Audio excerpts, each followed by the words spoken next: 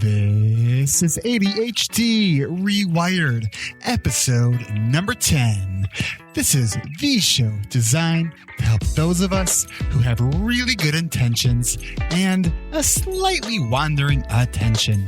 Whether you have ADHD and you want to learn more about it, or you are looking for ways to organize your time, your things, or the many details of life so you can get more done, this show is for you. My name is Eric Tibbers. I'm a licensed clinical social worker, coach, and consultant.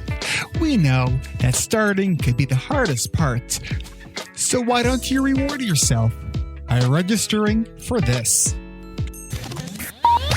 The Attention Deficit Disorder Association, the nation's largest organization focused on supporting adults with ADHD, will be holding its annual conference in Orlando, July 24th through the 27th. Come meet me and hundreds of other adults just like you. Let them know you heard about it on ADHD Rewired by using the link ADDA.ADHDrewired.com. That's ADDA.ADHDrewired.com. Episode number 10. I gotta tell you, it feels great making it to episode number 10. And what's even better is you. Yes, I'm talking directly to you. You are awesome. You are going to do something today, and you are going to be awesome at it. You are going to face a challenge, and it doesn't matter because you are awesome. You overcome challenges. And that thing you did last week that you didn't think was that big of a deal because this is what normal people do. Did you get the air quotes on the normal? Forget normal people. You did it, and you are awesome. And I want to tell you, well done. I believe in you. But it wasn't my belief in you that made you the leader of awesome. It was you, your actions, and your thoughts. What also makes you awesome is you reached out to me to let me know you were listening. You entered that contest for leaving a review on iTunes and for sharing on Facebook. That contest that ends April 15th. Yeah, you did that. You let me know that you were interested. You shared comments in the group. You told me you were interested in the online coaching group. You shared comments with me and asked the questions. And why did you do that? Because you're awesome. And because you're awesome, I'm going to respond to you. I have two people that I'm going to respond to today. And in today's episode, we are going to be talking about our thoughts, our feelings, and our behaviors. Now, what is this that we're talking about? This is the root of what we call cognitive behavioral therapy. But I want to start off by first sharing with you two listeners, one email and one person that posted something on Facebook. Later in the show, I'm going to give you my app tip of the week. And I think we have a lot of really good stuff for today's show. I have a sense that it might go a little long today, but I'm not sure yet. So let's get started. So my first email that I got that I'm going to share with you is from Lucas. And here's what Lucas says. Hey, Eric, I just discovered your podcast this evening on my way home from work. It's very informative and has given me a lot of great ideas. A little background. I am a software developer in the Silicon Valley, and I have been battling with ADHD since I was a child. When I was young, I took Adderall to help me cope with my symptoms and went off of it in high school. In college, I realized I needed something to help me focus and began taking medication again, 10 milligrams a day. I assume that's of Adderall. The medication worked, but I lost a lot of weight. In under 6 months, I went from 140 pounds, which is quite skinny, being I am 6 foot tall, to around 100 pounds. Today, I am, of course, a professional, but I am once again off the medication as I didn't like how unhealthy I looked and felt physically ill from it. How I felt from it. I was wondering if you had any tips or advice or anything that could help me cope with my symptoms once again without the aid of medication, as I feel my life is falling apart on me. I am currently balancing work and kids on top of starting a company, and everything feels overwhelming. A reply on a future show topic on this would be amazing, as I don't know what to do, and this past week in particular has been very rough. Well, Lucas, I'm giving your reply here. And this whole show has to do with part of what we're going to be talking about today. So, wow, yeah, at 6 feet tall, at 100 pounds, I would say that that's not a healthy weight, and I'm glad that you recognize that. I guess the first thing that I would want to know is, did you talk to your doctor and or a nutrition specialist to see if there is a way that you can manage the weight while on the medication? Because we know that a stimulant often is an appetite suppressant. And if it's having that much of an impact on you, that is a side effect that we don't want to be seeing, especially in that large of with that much of a weight loss. One thing that I want to kind of shift perspective on a little bit, or maybe just suggest or offer a different perspective. You said in your email that you are currently balancing work and kids on top of starting a company, and everything feels overwhelming. Lucas, I think that something it's important to understand is that what you're describing, I think to anyone could be overwhelming. Now, I don't want to be minimizing what you're telling me is overwhelming at all. And I am sure it is exacerbated by not being on medication. I'll be honest with you, I could not even imagine managing my business, being a contributing member to my family, and, doing everything else that I need to do without medication. I would often say in a half joking way, if I didn't have my medication, I'd probably be sitting rocking in a corner, maybe thinking about what I have to do or wondering how many different patterns of dust bunnies I can come up with. But in all seriousness, I think looking at other medications as well. There are medications that aren't stimulant medications that can also work for ADHD. We know that medication can have the largest positive therapeutic effect for managing ADHD, but some people just don't respond well to it.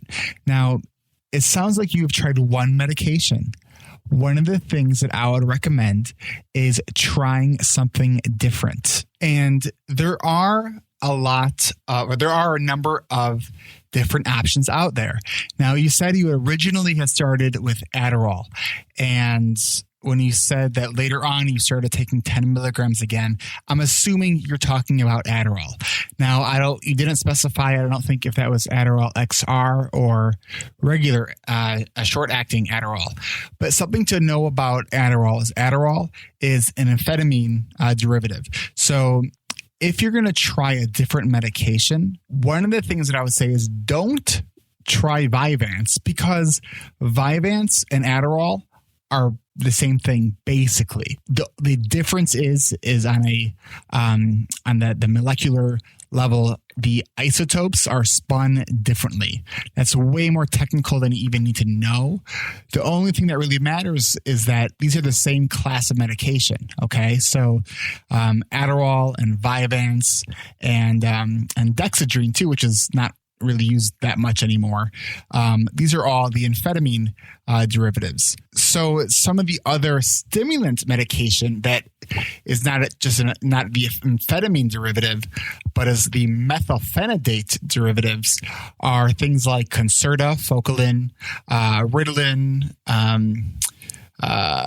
Metadate, I think is still used. So these are the methylphenidates. And, I am giving you information that is based on what the current literature says. I'm not giving you specific medical advice. As you will always hear someone like myself, a professional who studies this stuff, will always say that I'm not giving medical advice, because you need to take this information and share it with your doctor, because there are things about you that I don't know about. And take this information and apply it to what your doctor knows. And together, hopefully you guys can make a good informed decision. So I hope this is helpful for you. I do wish you the best.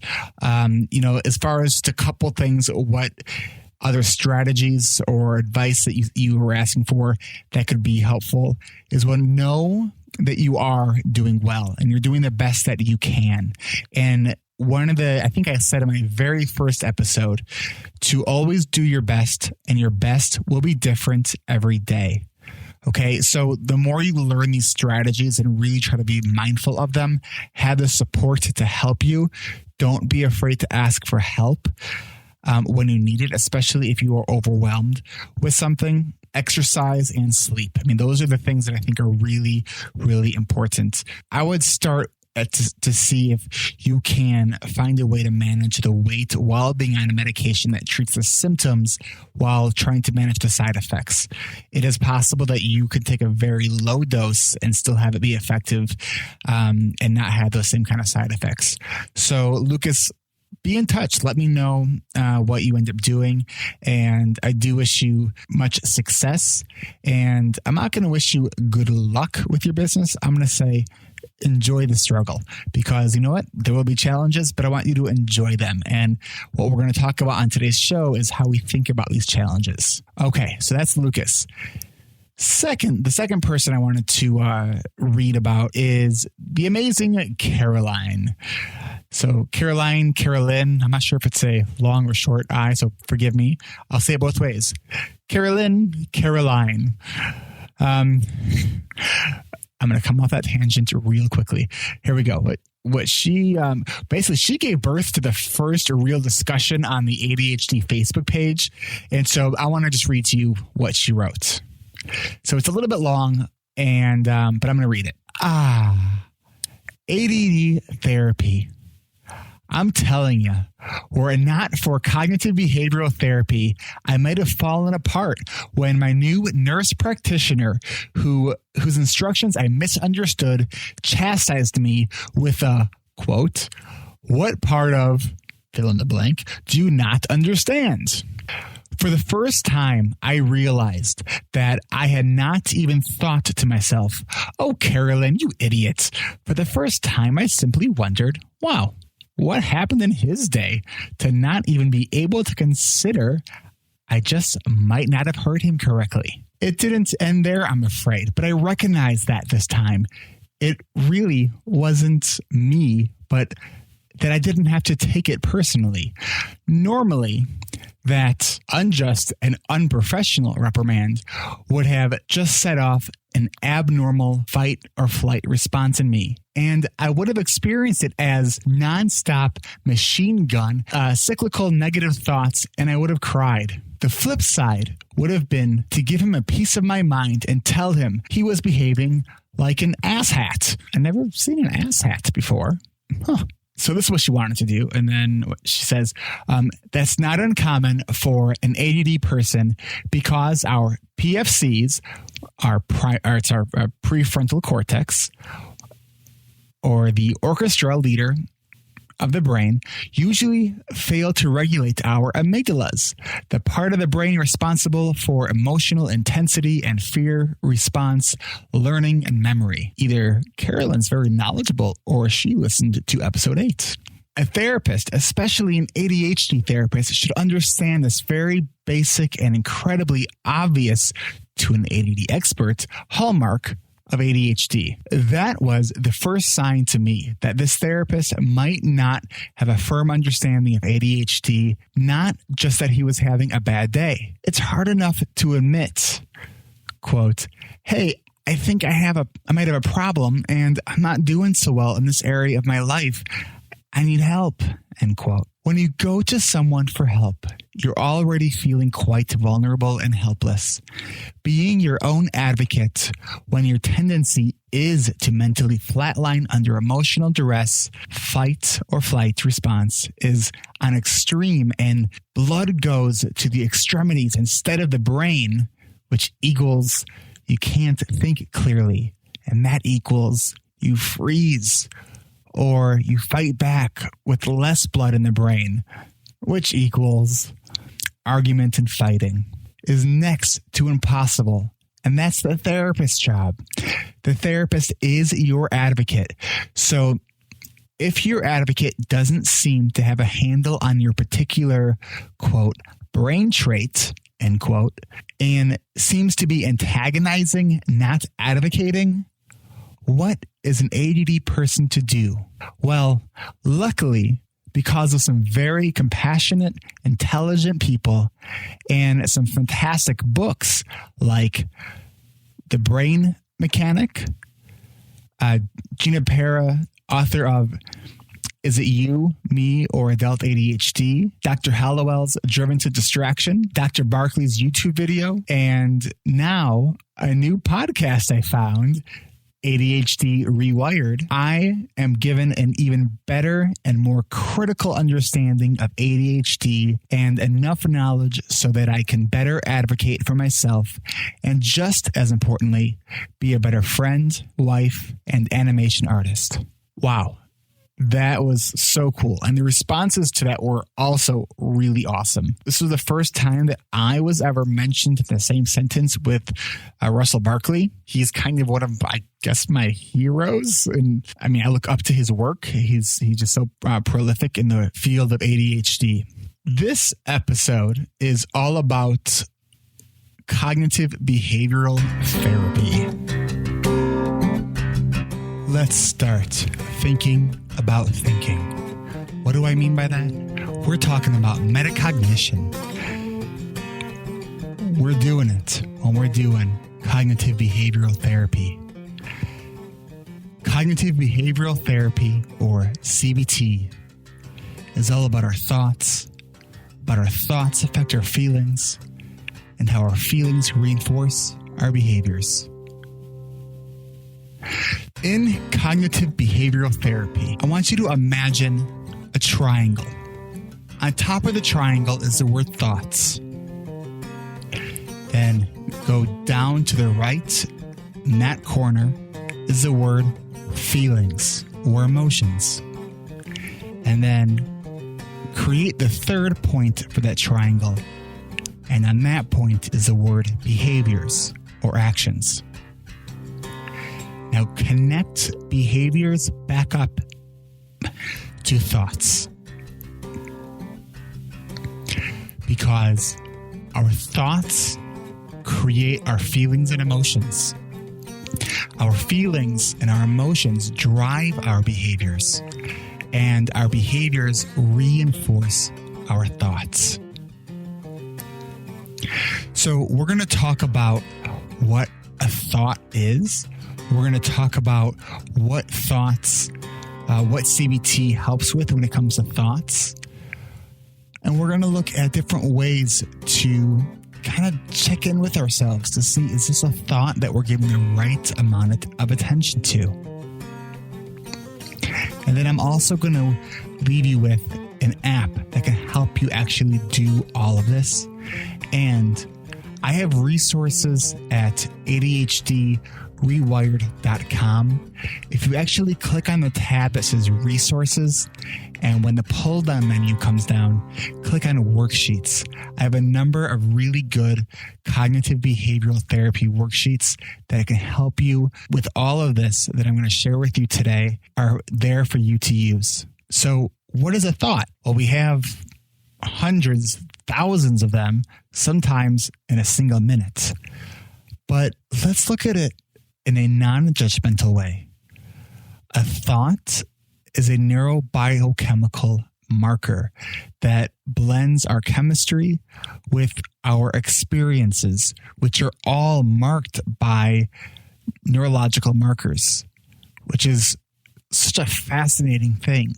Even to think that the thoughts that I'm having right now can be synthesized down to brain chemistry.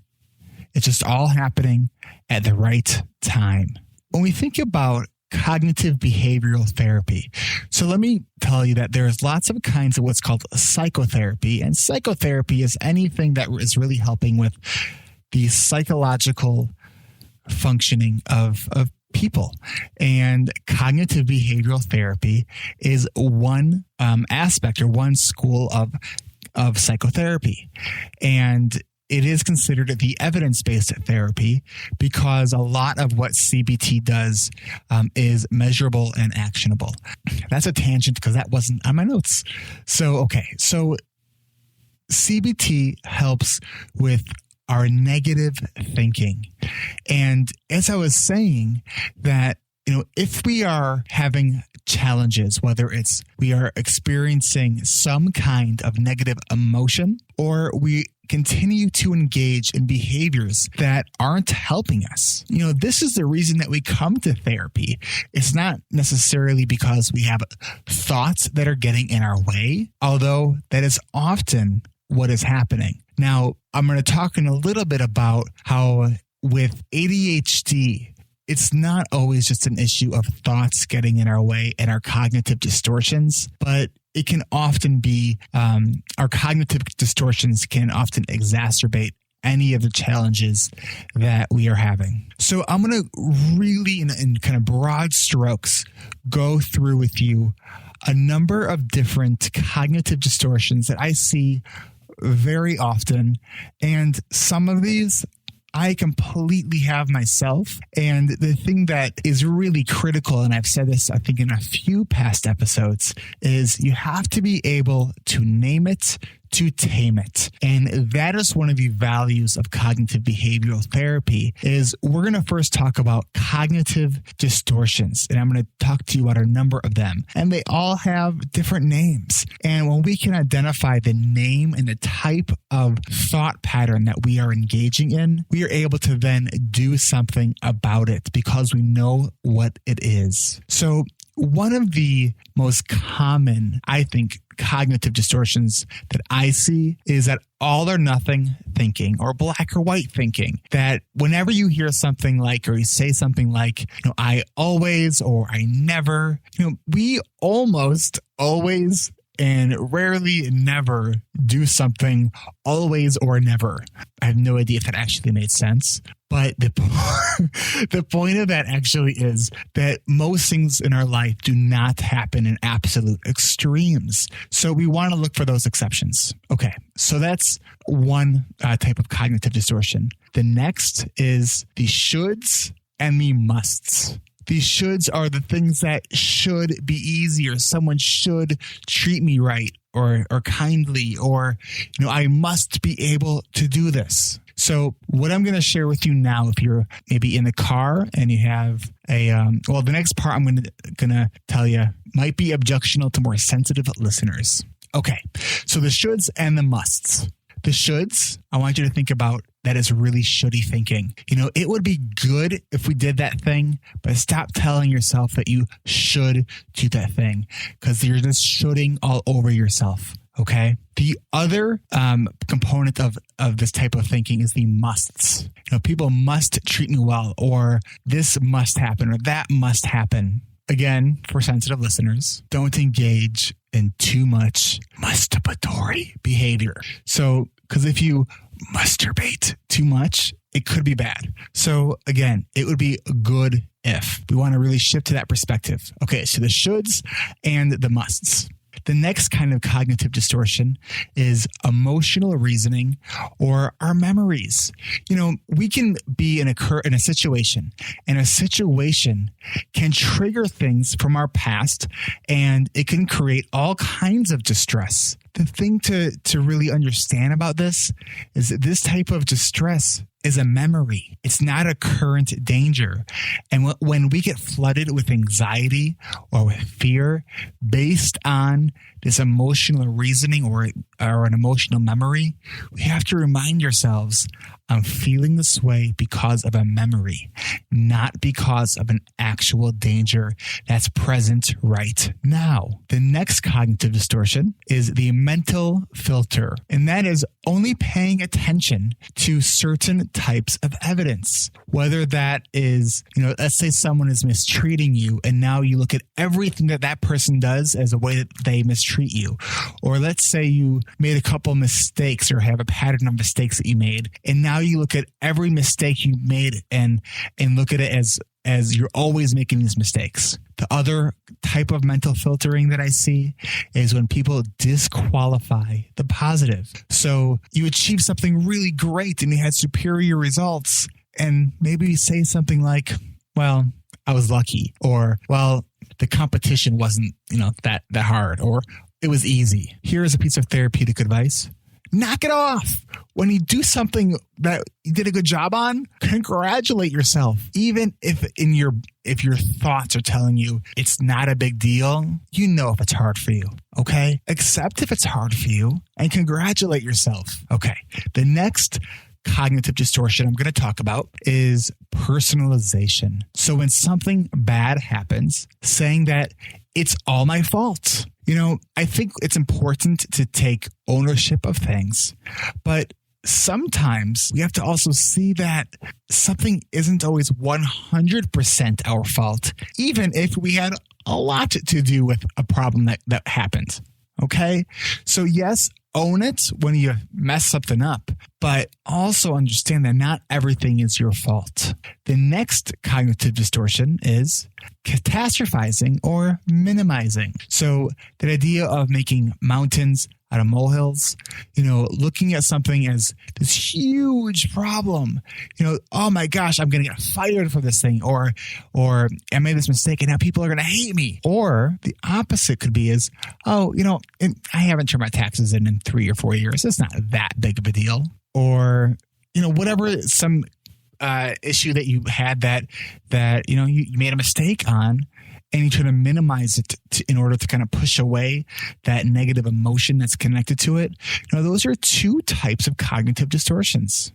Okay, the next one is labeling. Now, I do believe in labels like ADHD, like learning disabilities, like auditory processing disorder or sensory integration disorder. Those are medical labels that give us an understanding of challenges that we're having. Here are the labels that I don't like and are a type of cognitive distortion: lazy, stupid, idiot, and the list could go on and on. The things like, what's wrong with me? That's also that personalization and labeling kind of all in one. And the last one that I'm going to talk about is the next cognitive distortion is jumping to conclusions.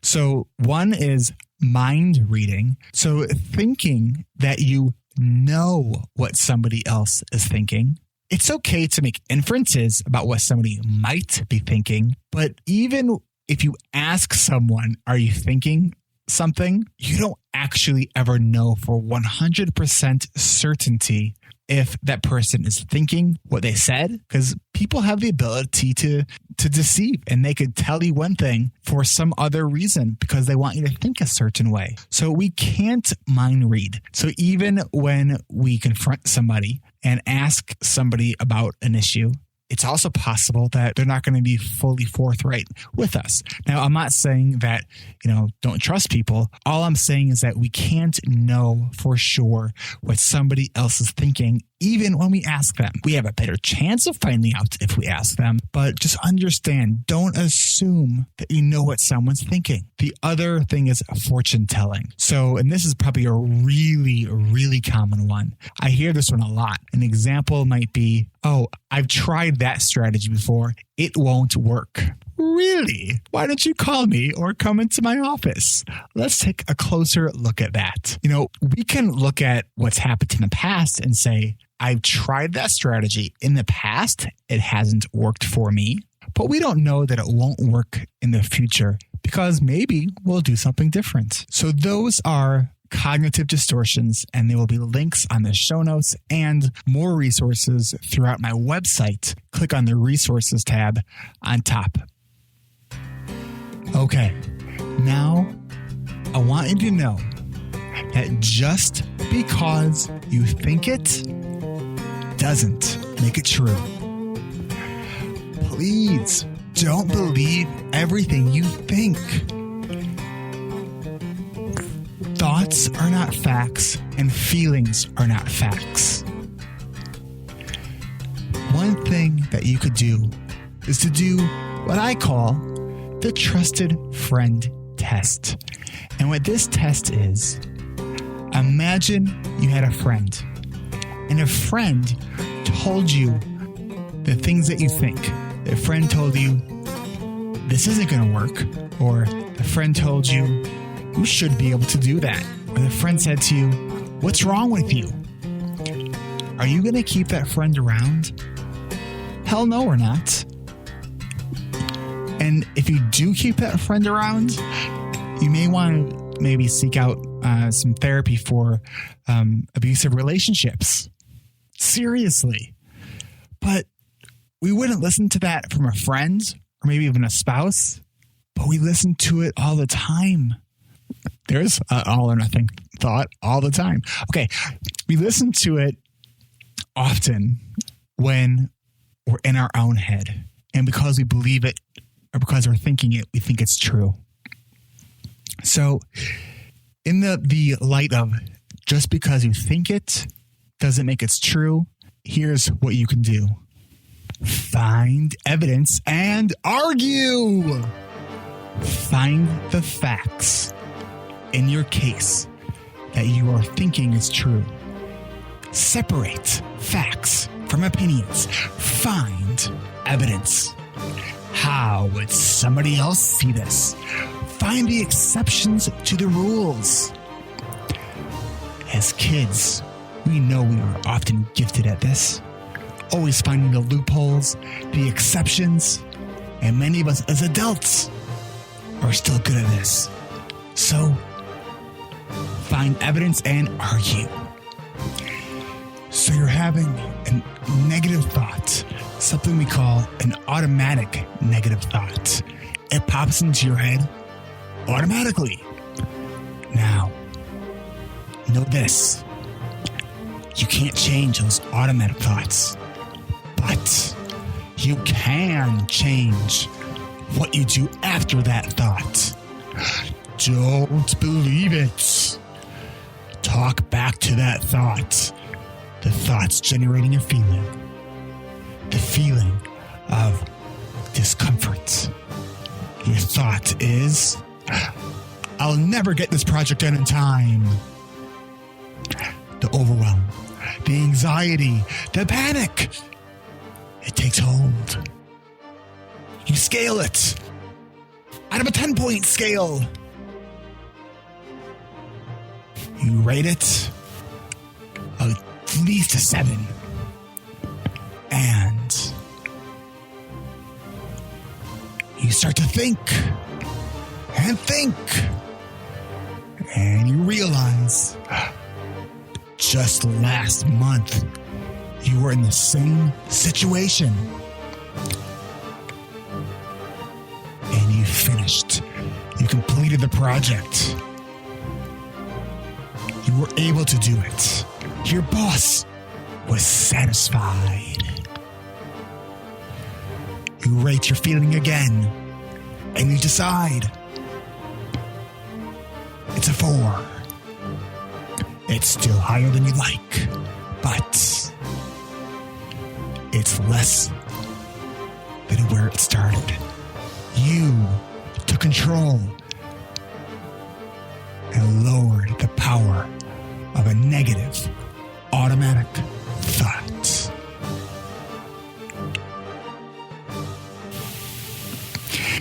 I think that there is value in over-dramatizing our thoughts sometimes. When, let's say we get an email from someone and the tone of the email might suggest that the person is angry at you, but unfortunately, it's really hard to know what someone is implying in an email. So if you're not sure and you're reading an email and it's I just lost my train of thought. Email.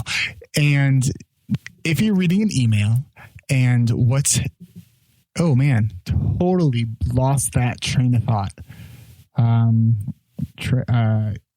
Reading the email. Oh, if the tone is implying that there's maybe negative connotation to it, try to read it in absurd tones. Read it in a British tone. Read it in, I don't know, some kind of accent or funny voice. It will change how we perceive it. Because here's the thing.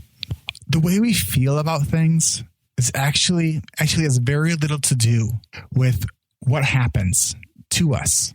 The way we feel about things has everything to do with how we think about the things that happen to us. These thoughts are powerful things.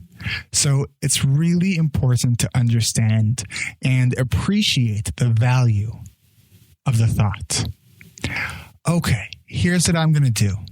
I am about 41 minutes into this podcast right now, and I still have some content that I want to talk about. This is going to be my first 2-part podcast. So it's going to be a cliffhanger. We're going to talk about feelings. We're going to talk about what happens when sometimes those negative feelings and the thoughts aren't actually cognitive distortions. What if you have the thought that says, I really have screwed this project up the last 4 times that I've gotten it, or I have paid hundreds of dollars in late fees over the past year. So what if those thoughts of screwing things up are not cognitive distortions? We're going to talk about that in our next episode.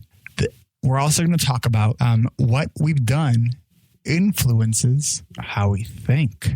So we're going to look at how our behaviors reinforce our thoughts. But I am going to still leave you with the tech tip of the week.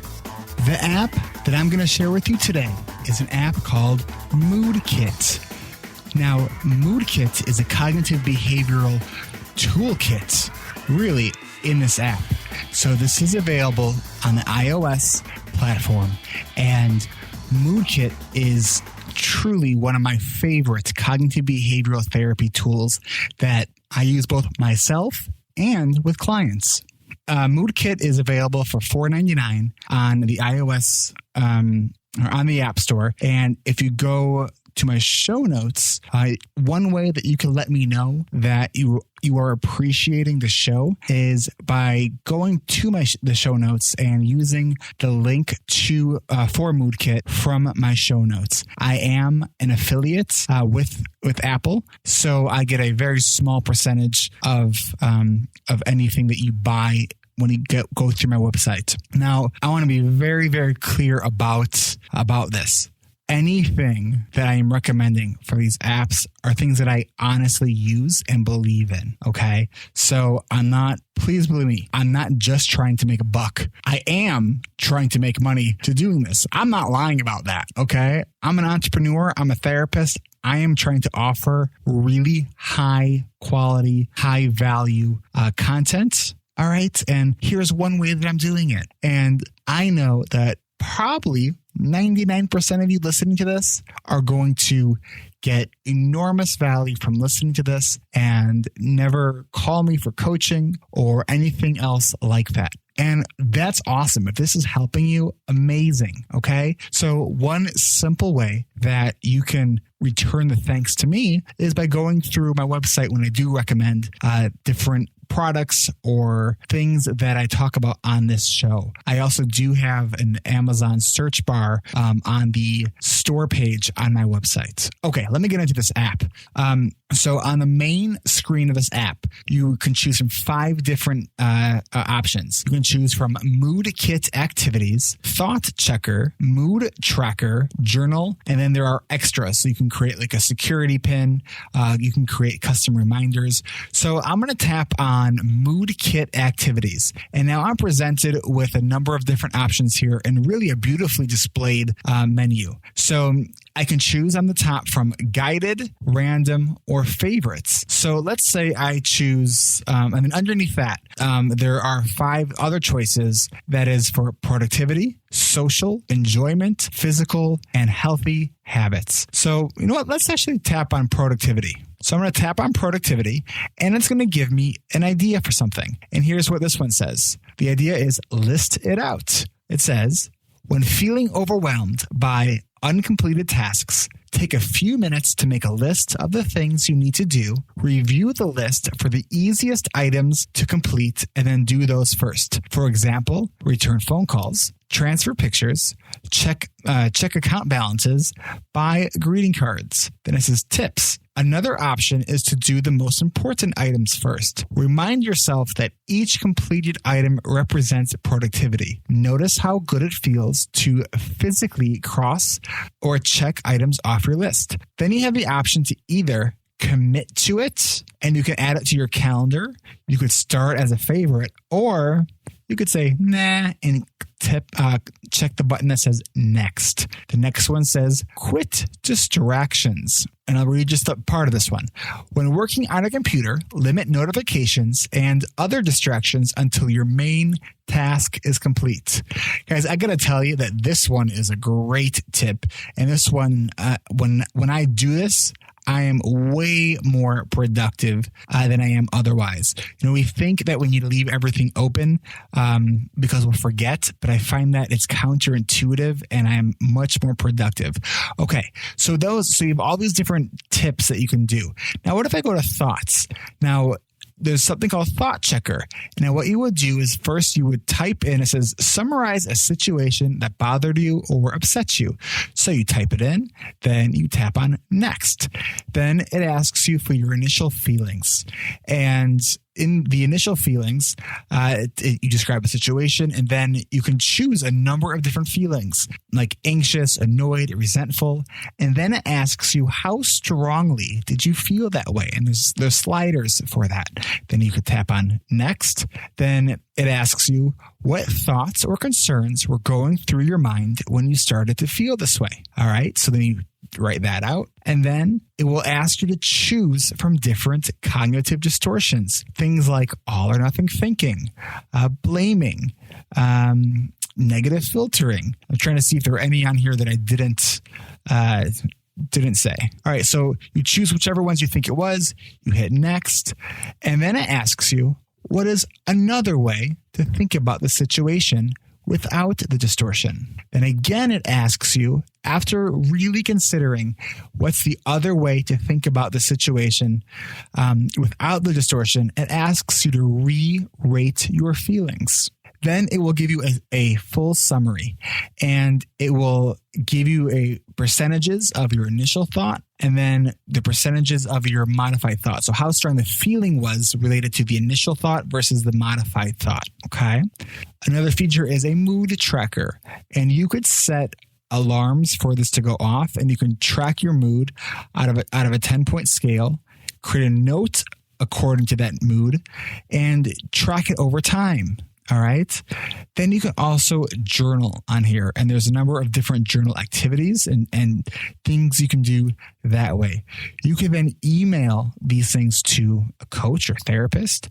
You can even share these things online on Facebook, which, you know, I sort of have mixed thoughts about. One thing that my profession would tell me that we need to keep everything as confidential as possible, which I get that, but I also think the more of us who just become out and talk about these issues that we have, the less stigma there will be around issues related to invisible disabilities and mental illness.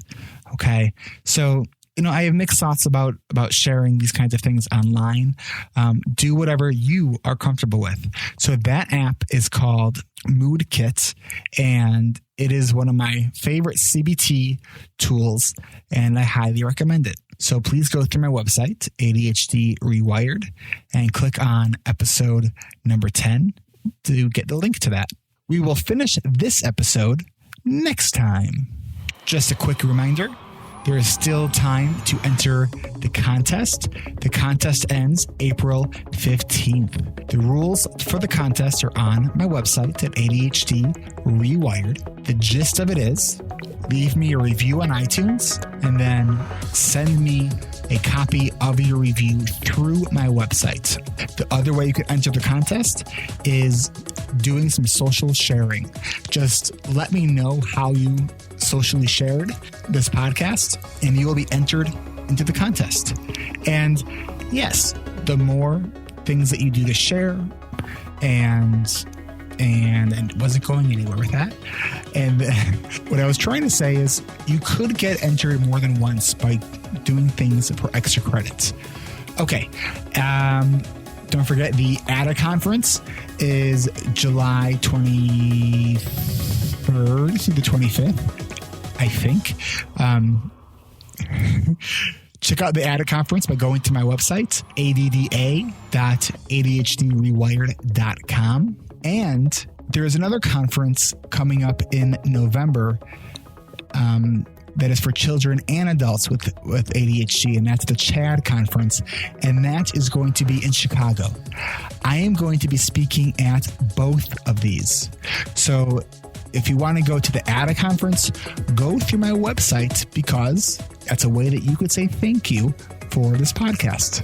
If you want to go to the CHAD conference, just go to chad.org and sign up there. Podcast listeners, you have just listened to episode number 10 of ADHD Rewired. I'd love to hear from you. Do you want your question or comment to be featured on this show? You can contact me through my website, ADHDrewired.com. Click on the microphone icon that says Ask Eric to record your voice or email me through the website. I'm also on Facebook at ADHD Rewired. Let me know what you think. If you found me through iTunes or Stitcher, go back there and leave me a review, and then come back to the website, copy and paste your review so you can enter the contest. What can you win, you ask? You'll have to go find out for yourself. Although I did tell you on prior episodes. But it's cool. Your ratings and reviews are clearly helping people find this show. So seriously, thank you. Right now I have 63 positive reviews, and I can't even thank you enough. It's amazing. Just another quick reminder, there are still spots open. My ADHD accountability group that will be forming. I have had a number of people express interest. If you are interested, please let me know. Go to my website, ADHD Rewired. In the email template, put in the subject, ADHD Rewired Coaching. We'll be back for episode 11 with part 2. And I'm going to leave you with the words of Viktor Frankl. Everything can be taken from a man, but one thing. The last of the human freedoms. To choose one's attitude in any given situation. Until next time.